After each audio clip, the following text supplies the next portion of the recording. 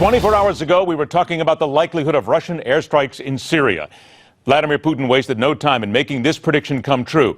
But now comes the fallout. Russia telling America to get their planes out of Syrian airspace. President Obama treading lightly and maybe getting run over again in the process. And perhaps the Russians are already at work doing much more or much less when it comes to actually fighting ISIS. Backgrounder now. Here's Miranda Khan. Much of Washington continues to keep a very close watch on Russia and Syria right now. This after Russia confirmed earlier today it just launched its first airstrikes in Syria. The biggest concern right now, why did Putin not consult the U.S.? And is Putin really targeting who he says he is? Moscow's defense ministry says it directed its attacks toward ISIS weapons depots and the terror group's communications infrastructure. But rebel groups claim they were the real targets. Secretary of State John Kerry says the U.S. continues to be gravely concerned over those reports. Strikes of that kind would question Russia's real intentions fighting ISIL or protecting the Assad regime. The Kremlin gave the U.S. about an hour's notice, telling American planes to steer clear while they conducted their mission earlier today. The U.S. ignored those warnings, launching its own airstrikes on the city of Aleppo, an ISIS stronghold. Senator John McCain says Russia's leader, Vladimir Putin, needs to stay out of the United States while operating in Syria. Miranda, thank you very much. Now let's paint this target, dig deep into the Russian bear with somebody who understands intimately what is happening in that part of the country and also with regard to American security. Let's welcome Arizona Senator John McCain to the show.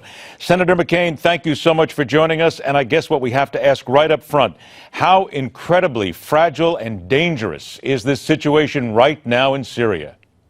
Well, it's incredibly dangerous and fragile, but it's a classic example of the Russians treating the United States with complete contempt. They launched airstrikes against Homs, which is where Free Syrian Army, those fighting against Bashar Assad, are located, claiming that they were fighting against ISIS. They didn't even attack other target or try to camouflage it.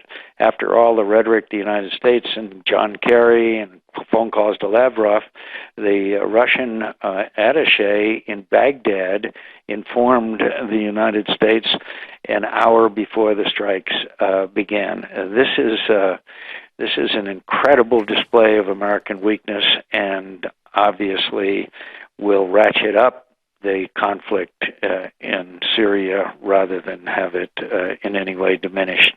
This is really a remarkable point in American history. Could we almost say at this point that the Russians, in many ways, they are killing civilians at the behest of Bashar al-Assad? They're simply doing his dirty work today. They are doing his dirty work. They are solidifying his position. They are now have a major place in the Middle East that they haven't had since Anwar Sadat threw the Russians out of Egypt in 1973.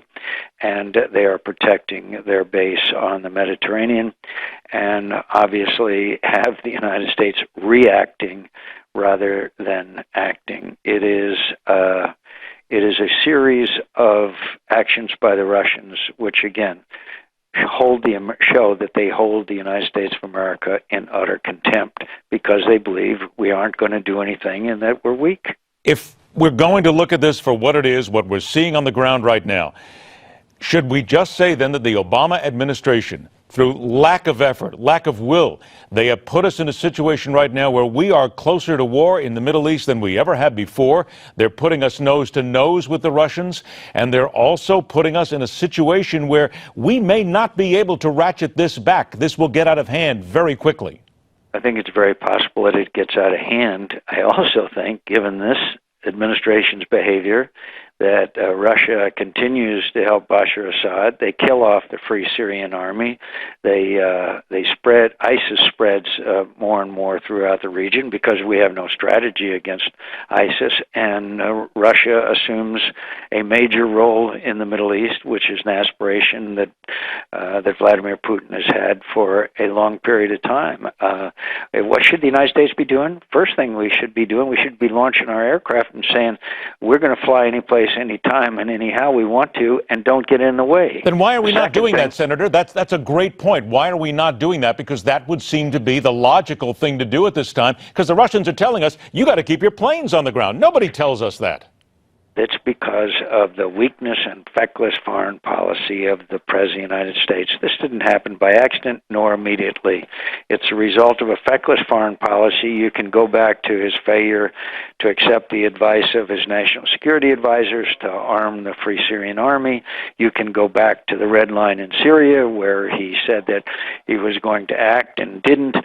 You can go back to a pattern of behavior that rejects American leadership and displays American weakness. And Vladimir Putin and Bashar Assad are taking advantage of it. I'm sure you saw where they announced that Iran, Iraq, and Syria will be sharing intelligence. They're doing that. They announced that without telling the United States of America, the country that sacrificed hundreds of American lives, killed and wounded, in trying to preserve Iraqi freedom. I mean, it is beyond anything that I have ever seen in my involvement in national security issues. Fair to say, then, that at this moment, Vladimir Putin is rewriting the maps in the Middle East. He is rewriting the maps, but he is also obtaining and solidifying a position of strength where he can have a coalition with the Iranians and the Syrians, where he can gain significant control of the entire Middle East. And don't think that, well, let me just mention this to you. The Sunni Arab countries, the Saudis and UAE and Qatar have all bought weapons from Vladimir Putin, from the Russians. Why? Because they are having to hedge their bets because they know they can't depend on the United States of America anymore, and they're going to have some kind of accommodation to guess who? Vladimir Putin. We cannot stress enough how frightening this is. Senator John McCain, a pleasure. Thanks so much for joining us. Thank you. Bye.